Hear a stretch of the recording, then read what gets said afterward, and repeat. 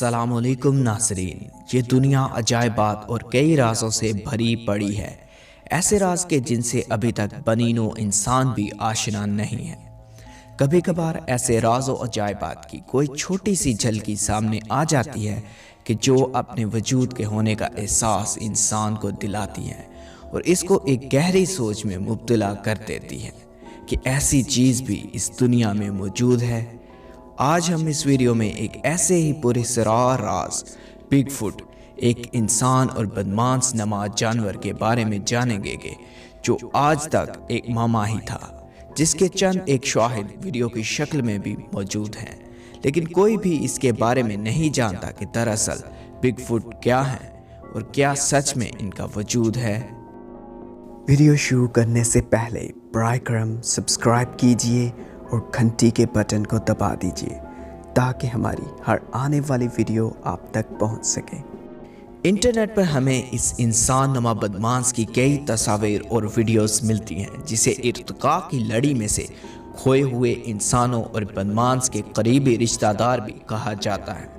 बहुत से लोगों ने गैर मुतवातिर तौर पर कई ऐसी चीज़ों को तलाश किया जिसे वो इस महलूक के बाल और कोई और सबूत जो इसकी मौजूदगी की तस्दीक करे के नाम देते हैं, लेकिन किसी ने भी कोई एक नाकाबिले तरदीद सबूत पेश ना किया। नेपाल, जिसको इस बिगफुट का घर भी कहा जाता है, में एक बुद्ध मजहब की खानका में एक ऐसी चीज़ मौजूद है जिसे ये पहाड़ों में रहने वाले लोग बिगफुट की खोपड़ी पुकारते हैं, जिसने पूरी दुनिया के साइंसदानों को सर खुजाने पर मुब्तला कर दिया। नेपाल के दारुल हुकूमत खटमंडो से 85 मील की दूरी पर खमजंग में मौजूद ये बुद्ध मज़हब की खानगाह में मौजूद अजीब सी चीज़, जिसे वहाँ के बुद्ध मज़हब के मानने वाले शेटी की खोपड़ी के नाम से पुकारते हैं। शेटी इस महलूक का आम नाम है। इसके कई और नाम भी मौजूद हैं जो नेपाल हिमालय के मुख्तलिफ इलाकों में मुख्तलिफ हैं। बाज़ लोग इसे मिर्का या मिगोई के नाम से पुकारते हैं, जिसके मानी एक जंगली इंसान के हैं। बाज़ लोग इसे मीच भी बुलाते हैं, जिसका मतलब रीछ नमा इंसान के हैं। इस महलूक के ज़्यादातर शाहिद शुमाली अमेरिका और एशिया, ख़ास तौर पर हिमालय के पहाड़ी सिलसिलों में मिलते हैं। 1920 की दहाई के दौरान एक बरतानवी अफसर जो माउंट एवरेस्ट की मुहिम पर था, इसने कई अजीबो गरीब से पंजों के निशानात देखे, जिसे इसने अपने साथ मौजूद गाइड को मुतवज्जा करके बताया।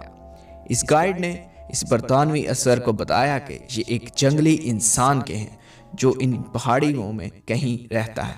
रिपोर्टर जो ये वीडियो रिकॉर्ड कर रहा था, इसने इसको एबोनिमल स्नोमैन के नाम से पुकारा, जिसका मतलब मकरूब बर्फानी पुतला के हैं, जो कि मगरबी दुनिया में इसी नाम से मशहूर हुआ। कई सदियों से हिमालय और जनूबी साइबेरिया के लोग इसके बारे में किस्से कहानियाँ सुनाते आए हैं, जिसे वो इंसान और रीछ की दोगली नस्ल भी कहलाते हैं, या फिर इसे भूत प्रेत से भी जोड़ा जाता है। इन कहानियों में खौफ की जगह हैरियत और ताजुब ज़्यादा भरा होता है। इन लोगों के मुताबिक यह मखलूक इंसान को देखते ही कहीं छुप जाती है।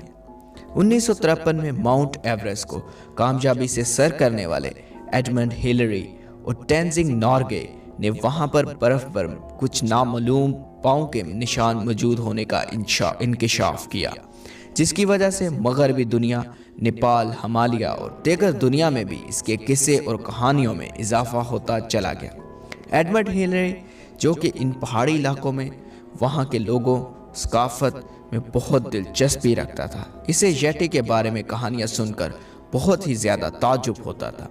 1960 में इसने इस येटी की खोपड़ी के बारे में सुना, जो कि खमजंग में मौजूद थी।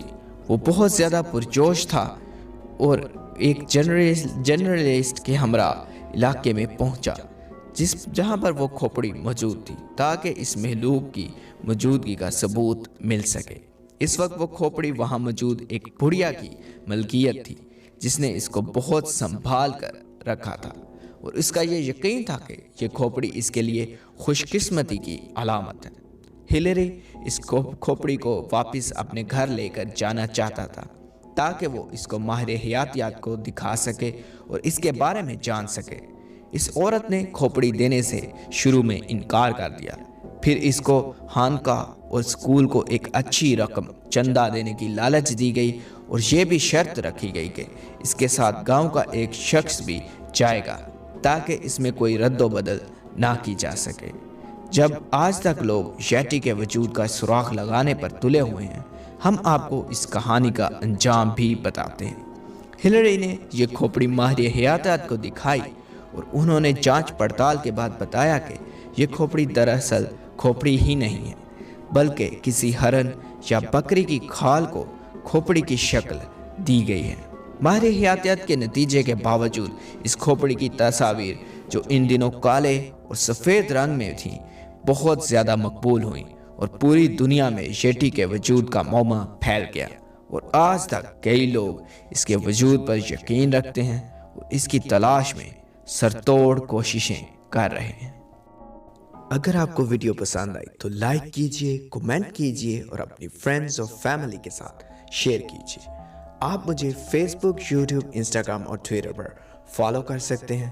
میں ہوں فہد بشیر، اور میری آنے والی نئی ویڈیو تک اپنا اور اپنے پیاروں کا بہت بہت خیال رکھیے۔